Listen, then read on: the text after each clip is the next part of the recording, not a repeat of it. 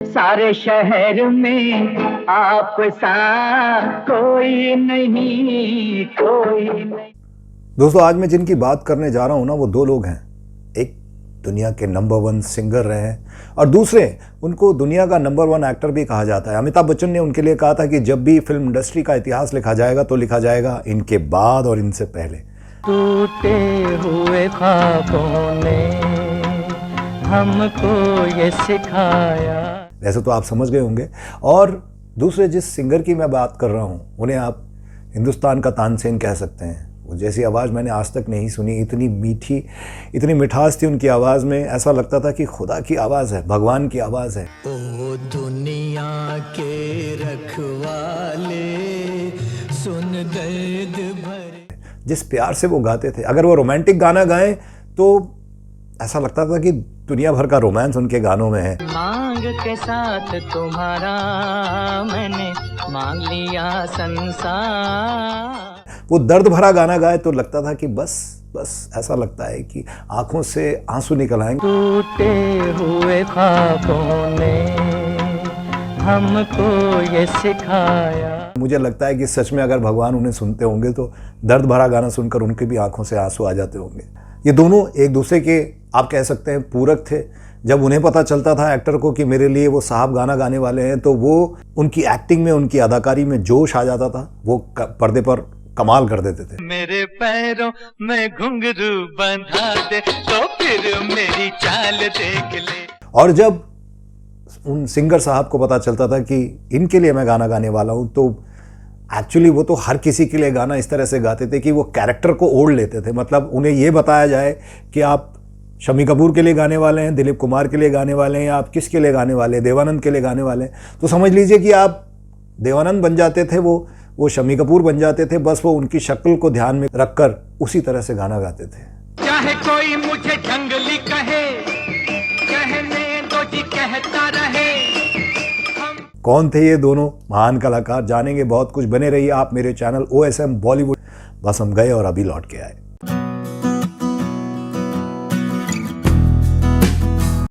स्वागत है आपका हमारे चैनल OSM बॉलीवुड में। और आज हम बात करेंगे फिल्मी दुनिया के दो नायाब हीरों की, गायक मोहम्मद रफ़ी साहब और अभिनेता दिलीप कुमार की। जीने का सामान मिला। दोस्तों, मोहम्मद रफ़ी और दिलीप कुमार हिंदी फिल्मों के दो ऐसे सितारे हैं जिन्होंने ना सिर्फ अपनी रोशनी बिखेरी, बल्कि उस रोशनी में हिंदी फिल्मों को भी रोशन कर दिया। अपने दौर में दिलीप कुमार ने अपने अभिनय और कला के प्रति अपने समर्पण से लोगों की दिलों की धड़कन बन गए, उन पर राज किया। तो मोहम्मद रफ़ी ने दिलीप कुमार को अपनी आवाज़ देकर दुनिया को उन्हें देखने और सुनने पर मजबूर कर दिया। मधुबन मेरा नाचे रे गिरधर की। मोहम्मद रफ़ी की आवाज़ दिलीप कुमार की आवाज़ बन गई थी। इस आवाज़ ने दशकों तक लोगों को दिलीप कुमार का दीवाना बना के रख दिया था। दिल में छुपा के प्यार का तूफान ले चले। रफ़ी साहब से पहले दिलीप कुमार के लिए तलत महमूद गाना गाते थे, और ऐसा भी नहीं था कि उनकी आवाज़ दिलीप कुमार को सूट नहीं करती थी। बहुत सूट करती थी, अच्छी खासी सूट करती थी। यही वजह है कि तलत महमूद ने दिलीप कुमार के लिए एक से बढ़कर एक गाने गाए थे। ये हवा, ये रात, ये चांदनी, तेरी एक अदा बेमिसाल है। 1955 में रिलीज हुई बिमल रॉय की देवदास से लेकर 1952 की फिल्म दाग तक तलत महमूद के साथ मुकेश ने भी दिलीप कुमार के लिए गाने गाए हैं। तू कहे अगर जीवन भर मैं गीत सुनाता जाऊं। ये गाना है 1949 की फिल्म अंदाज का। दोस्तों, दिलीप कुमार वैसे तो ट्रेजेडी किंग के रूप में जाने जाते थे, और उसी दौर में तलत महमूद और मुकेश दोनों गायकों ने पर्दे पर दिलीप कुमार की इस छवि को अपनी आवाज़ से मजबूती दी थी। जब तलत महमूद और मुकेश दिलीप कुमार के लिए गा रहे थे, तब भी रफ़ी साहब कमोबेश उन्हीं फिल्मों में अपने एक या दो गानों से लगातार अपनी मौजूदगी दर्ज करवा रहे थे। देवदास में भी रफ़ी साहब का एक गाना है, और फिल्म अंदाज में भी। राज दिल के तो निगाहों से अदा होते हैं मिलने वाले। लेकिन एक बार जब रफ़ी साहब की आवाज़ दिलीप कुमार पे आई तो ऐसी फिट बैठी फिर तो मानो जैसे ये आवाज उनकी शान बन गई। मेरी कहानी भूलने वाले तेरा जहां आबाद। इस परिवर्तन में बहुत बड़ी भूमिका नौशाद की भी रही है, क्योंकि अब वो अपने गानों के लिए मोहम्मद रफ़ी को ज्यादा मौका देने लगे थे। शुरुआत हुई 1951 में आई फिल्म दीदार से। बचपन के दिन भुला न देना, आज हंसे कल। ये दुख भरी कहानी है दो प्रेमियों की जिनके सपने अधूरे रह गए। फिल्म चूंकि हिट हो गई, इसलिए इस फिल्म ने दिलीप कुमार को ट्रेजेडी किंग के रूप में स्थापित कर दिया और अब ट्रेजेडी किंग की नई आवाज बनी मोहम्मद रफ़ी साहब की आवाज। हुए हम जिनके लिए बर्बाद, वो हमको चाहे करे ना याद। 1951 के पहले से शुरू हुआ दुख भरे गानों का सिलसिला सालों तक चलता रहा। टूटे हुए ख्वाबों ने हमको ये सिखा। इस गाने को लिखा था महान शैलेंद्र ने और इसे म्यूजिक दिया है सलील चौधरी ने। गीतकार शैलेंद्र का लिखा एक और गाना उदास गाना है जिसे मोहम्मद रफ़ी ने बड़े भावपूर्ण तरीके से गाया है। इस गाने को फिल्माया गया है राजेंद्र कुमार पर और इस गाने में राजेंद्र कुमार के व्यक्तित्व की झलक भी है। याद न जाए बीते दिनों। दोस्तों, मोहम्मद रफ़ी ने दिलीप कुमार के लिए कई यादगार गाने गाए हैं, उदास गाने गाए हैं। जरा 1968 में रिलीज हुई फिल्म आदमी का आप ये सैड सॉन्ग सुनिए। आज पुरानी राहों से कोई मुझे। इस फिल्म में मोहम्मद रफ़ी का एक और गाना है जो दिलीप कुमार की छवि से इस तरह से मैच करता है, इस कदर उन पे सूट करता है कि इस गाने से दिलीप कुमार को अलग करके देख पाना बहुत ही मुश्किल है। ना आदमी का कोई भरोसा, ना दोस्ती का। तकलीफ देने वाले अतीत से छुटकारा पाकर वर्तमान को बेहतर बनाने का दर्शन इस गाने से बेहतर आपको कहीं और मिलेगा ही नहीं, मिल ही नहीं सकता। और रफ़ी साहब ने ऐसे गंभीर और भावपूर्ण गाने बहुत सारे और भी दूसरे अभिनेताओं के लिए गाए हैं, लेकिन जब वो दिलीप कुमार के लिए गाते थे तो वो अपनी आवाज़ में ऐसे परिवर्तन करते थे, इतनी बदल देते थे कि गाना 100% दिलीप कुमार का ही हो जाता था।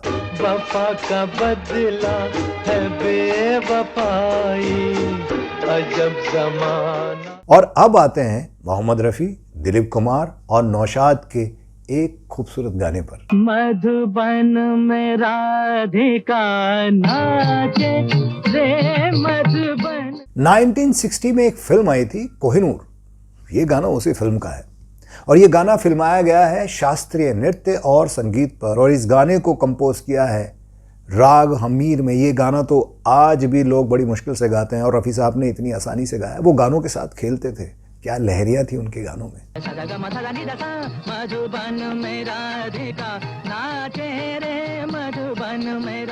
इस गाने के बारे में जानकारों का कहना है कि जब नौशाद ने इस गाने को राग हमीर में बांधने का फैसला किया तो इस फिल्म के निर्माता ने उनसे कहा कि इस गाने को इस राग में कंपोज करना सही नहीं रहेगा क्योंकि ये बहुत ज़्यादा क्लासिकल है। ऐसा करने से लोग इस गाने को पसंद नहीं करेंगे क्योंकि गुनगुना नहीं पाएंगे, याद नहीं कर पाएंगे। मोहम्मद रफ़ी को भी ये बात मालूम पड़ी।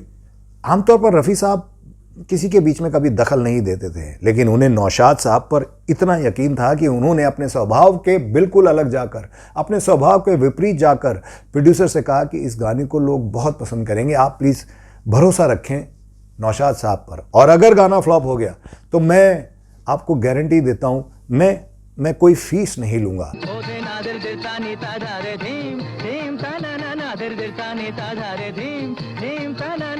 आखिर वही हुआ जो होना था, गाना चला और खूब चला। रे क्यों नहीं चलता, रफ़ी साहब थे वहाँ।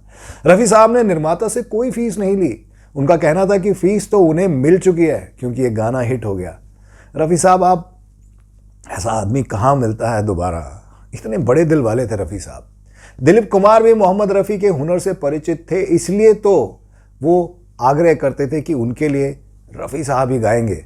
उनका कहना था कि रफ़ी साहब की आवाज़ में रेंज है। दो सितारों का ज़मीं पर है मिलन आज। दरअसल रफ़ी साहब ने साबित कर दिया था कि दिलीप कुमार के होठों पर जैसी आवाज़ फपती वो ठीक वैसा ही गा रहे थे। गुजरे हैं आज इश्क में हम उस मकाम। दरअसल रफी साहब ने साबित कर दिया था कि दिलीप कुमार के होठों पर जैसी आवाज फपती वो ठीक वैसा ही गा रहे थे। नफरत सी हो गई है मोहब्बत के नाम। ये गाना है फिल्म दिल दिया दर्द लिया का, जो आई थी 1966 में। इस फिल्म का एक और गाना है जो कभी शराब को हाथ ना लगाने वाले मोहम्मद रफ़ी साहब ने नशे में लड़खड़ाते दिलीप कुमार के लिए गाया है। मतलब मोहम्मद रफ़ी साहब सिर्फ मुझे लगता है सिंगर ही नहीं, वो कमाल के एक्टर भी थे।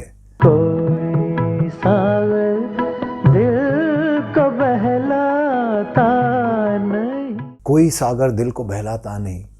इस गाने को लिखा था नौशाद के साथ सुपरहिट गानों की बरसात करने वाले शकील बदायूनी ने। इस फिल्म में मोहम्मद रफ़ी का एक और बेहद खूबसूरत और लोकप्रिय गाना है। दिलरुबा मैंने तेरे प्यार में क्या क्या न किया। मोहम्मद रफ़ी साहब ने एक और नशे वाला गाना गाया है जो शराब के नशे में चूर दिलीप कुमार पर ही पिक्चराइज किया गया है।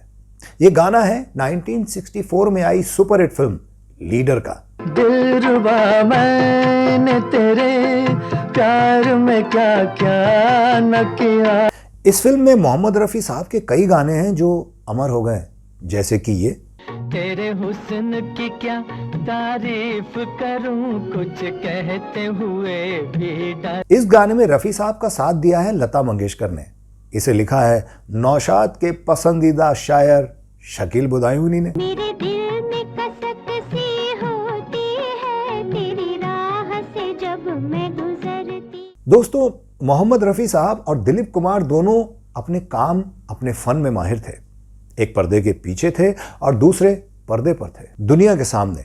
लेकिन जब दोनों मिलकर काम करते तो दुनिया हर बार अभिनय और गायकी के नए नए रंग देखती। आई है बाहर मिटे जुल्म सितम, प्यार का जमाना आया। ये गाना है राम और शाम का, जो आई थी 1967 में। नौशाद के इस गाने को लिखा है शकील बदायूनी ने। राम की लीला रंग लाई, शाम ने बंसी बजा। दोस्तों, उस दौर में दिलीप कुमार के साथ साथ देवानंद भी लोगों के बीच धूम मचाए हुए थे। बहुत हैंडसम थे। दोनों एक ही पीढ़ी के थे, लेकिन फिर भी उनके व्यक्तित्व, उनकी शैली और उनके अंदाज बिल्कुल एक दूसरे से अलग थे। रफ़ी साहब की खासियत देखिए कि उन्होंने दोनों के लिए गाने गाए। मेरा मन तेरा प्यासा, मेरा मन तेरा। दिलीप कुमार अलग ही स्टाइल के एक्टर थे। इतिहास के पन्नों पे लिखी जाएगी वक्त की स्याही से दास्तान, अरे कौन है भाई। और वहीं इसी डायलॉग को अगर देवानंद कहते तो इतिहास के पन्नों पे लिखी जाएगी खूबसूरत स्याही से ये दास्तान। आपने कभी सोचा कि आपसे अलग हटकर भी मेरे लिए जिंदगी में बेहतरी और तरक्की के और भी बहुत से रास्ते हैं। एज एन एक्टर अगर आप दोनों को देखें, दोनों की बॉडी लैंग्वेज अलग थी, डायलॉग डिलीवरी अलग थी, दोनों चलते बिल्कुल अलग थे, स्टाइल अलग था। कानून की हद से जब भी बाहर कदम रखोगे तुम, तो तुम्हारी मिसाल कमान से निकले हुए उस तीर की तरह होगी जो किसी की छाती में भी जाकर गड़ सकता है। दिलीप कुमार बहुत धीरे बोलते थे, कौन है भाई, कौन है, किसका है ये महल। और वहीं देवानंद बहुत फास्ट और मतलब जिस तरह से वो चलते थे। इंसानियत के जिस झंडे तले मातृभूमि की आन पर मर मिटने वाले ऐसे शेरों जैसे सपूत मौजूद हो, मैं उस झंडे को सितारों से ऊंचा उठा सकता हूं।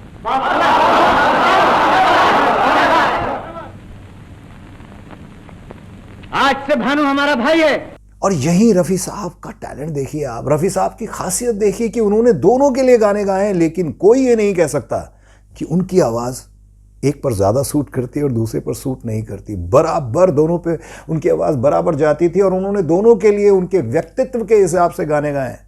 उदाहरण के तौर पर देवानंद के लिए मोहम्मद रफ़ी का ये गाना सुन लीजिए आप। तू कहाँ ये बता इस नशीली। और ये गाना देवानंद की पर्सनैलिटी से बिल्कुल मैच करता है।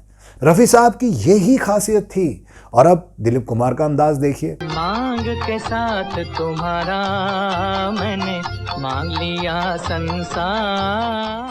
और ये गाना है नया दौर का, जो आई थी 1957 में। अब दिलीप कुमार का ठेठ देसी अंदाज, ये भी देख लीजिए आप, जोशीला अंदाज कहते हैं कि लोगों को पहले डर था कि पंजाब की मिट्टी में पले बड़े रफ़ी साहब भोजपुरी शब्दों का सही उच्चारण नहीं कर पाएंगे, लेकिन उन्होंने मेहनत की और बिल्कुल सही गाकर सबको सरप्राइज कर दिया, चौंका दिया। ये गाना है 1961 में आई फिल्म गंगा जमुना का। नैन लड़ जाई है तो मनवा माँ कसक होई बेकरी, प्रेम का छुट्टी है पटाखा। इनसे भी हटकर एक और कैरेक्टर थे जिनका नाम था शम्मी कपूर। शम्मी कपूर तो मतलब पागल थे इनकी आवाज़ के लिए। वो कहते थे मेरी आवाज़ मुझ पे किसी और की आवाज़ सूट ही नहीं करेगी। वो इतना उछलते थे, जिस तरह से वो जो उनका स्टाइल था, जिस तरह से वो एक्ट करते थे, जिस तरह से वो डांस करते थे, रफ़ी साहब शम्मी कपूर बन जाते थे, देवानंद बन जाते थे।